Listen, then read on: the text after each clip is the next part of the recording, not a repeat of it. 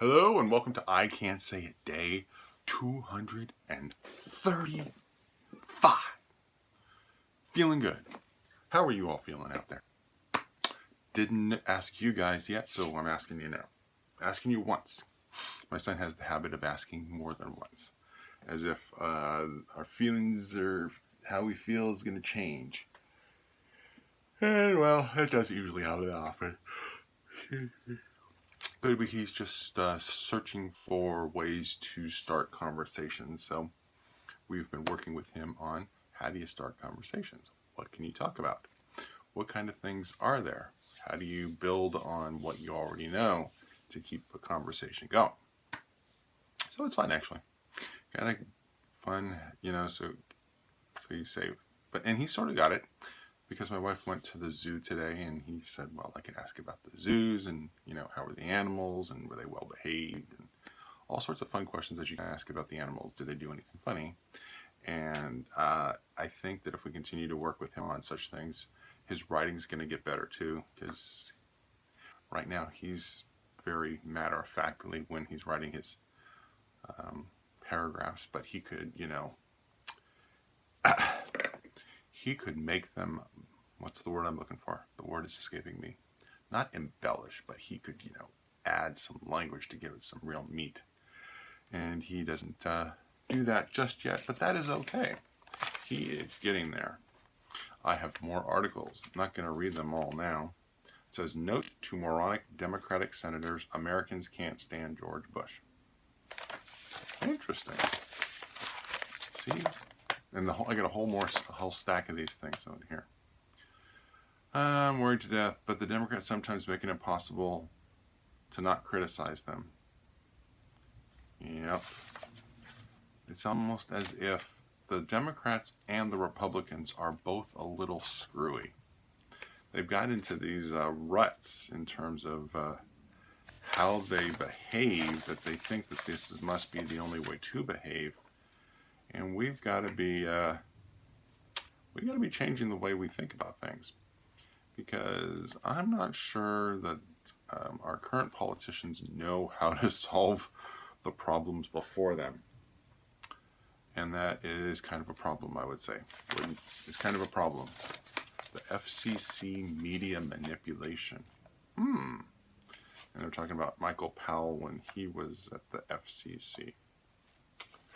I don't know. Debtor nation, Robert Reich. The Bush agenda would add big costs. Yes, we know. The national fissure remains deep and wide. I'm not sure I fully understood this when I was printing out these articles and reading them. I mean, we knew about Republicans and Democrats, and there was George Bush, but it always seemed like the Senate was and the representatives were getting along. At least that was the appearance I had.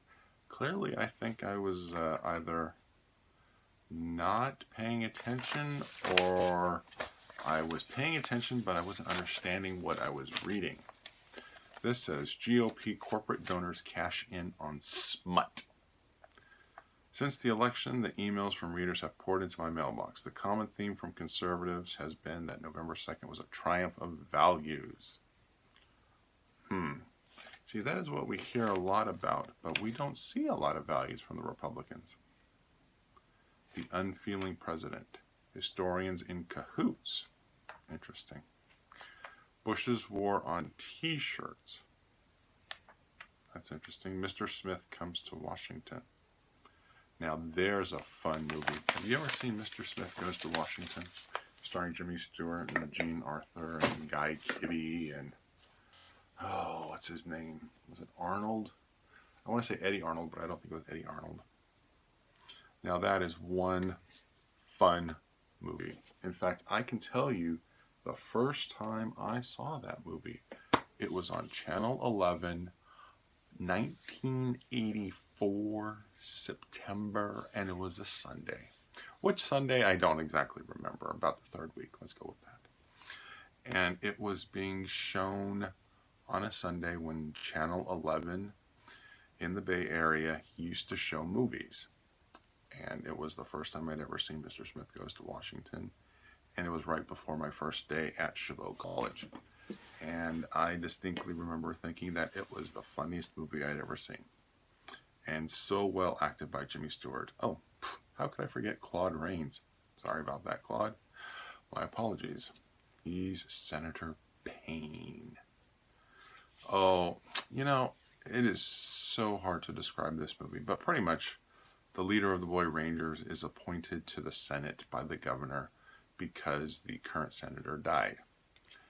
They had a bill they wanted to pass through the Congress, and they thought, well, if we just appoint somebody who will just say, yes, sir, to whatever Senator Payne says, then the bill would pass through. But of course, the bill was corrupt and would be putting money into the hands of, I forget the guy's first name, but we know his last name was Taylor, and he was the bad guy in the state. But because Jimmy Stewart, who plays Mr. Smith, was sort of wide-eyed, patriotic, he, after, taking a tour of Washington, realizes, hey, wait a minute now, I'm a senator. That means I've got responsibilities, I've got a job to do, and so he ends up suggesting a boys' camp.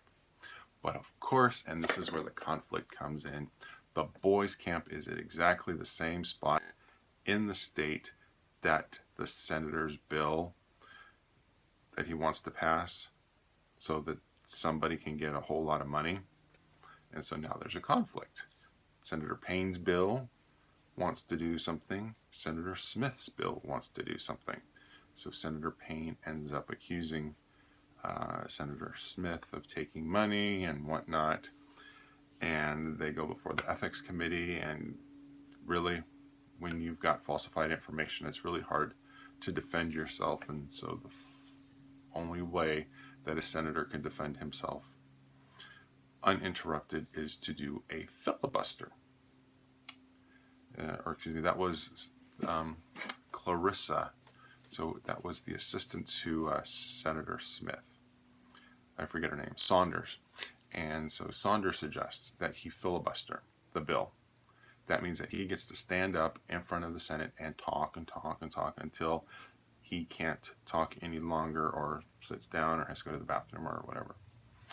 And so he does that. And the whole scene in the Senate is really well acted. They said that Jimmy Stewart had actually put mercury or something on his throat so that he would sound more hoarse, because if you've been talking for, a dozen hours or so, your voice is going to get hoarse, and so he wanted to make sure that his voice sounded irritated so that it sounded authentic. And in the end, good wins out over evil. Oh, I'm sorry, spoiler alert. Good wins out over evil, and you just have to see the film. It is really well done. It is directed by Frank Capra, and everyone thought that Jimmy Stewart, his acting was so well done that he should have received the Best Actor award, Best Actor Oscar. But that instead went to Robert Donat, who was in Goodbye Mr. Chips, which is an okay film. I've seen that too, and I like it only because Greer Garson is in it. Robert Donat does a fine job. So the following year, 1940, Jimmy Stewart was in The Philadelphia Story with Katharine Hepburn and Cary Grant, and he was nominated for an Oscar for that, and he won. But if you've ever seen Philadelphia Story, you know that his acting in that film, it was okay. It's not like it wasn't like Mr. Smith Goes to Washington, and so everyone says the reason why he got the Academy Award for The Philadelphia Story was to make up for the fact that he didn't get the Academy Award for Mr. Smith Goes to Washington. And I would have to say that Mr. Smith Goes to Washington is a pretty damn fine film. I've seen it many times since, and I truly enjoy it every single time. It has my highest recommendations. I'd say it's in top 10 films of all time. Do I have a top 10 list? No. Raiders of the Lost Ark would probably be in there too. What else? Casablanca. Yes, that came out in 1942. I'm not going to include Citizen Kane. I will include North by Northwest. That's Hitchcock's film with Cary Grant. I also truly enjoy that one. So those are 4. Number 5. Tough choice. Could go with Star Wars. Star Wars, A New Hope. Still a nice, wonderful little film. Mm-hmm. So if I have more to add to the list, I will. But for now, let's just finish the day. Had a nice ride home. Scale still hovering at 265. So we'll ride in tomorrow, and I think this might be a milestone in terms of miles ridden for the year so far. I'm not sure yet. I'll take a look. Okay, with that, I wish you all a pleasant evening. I will talk to you tomorrow. Bye.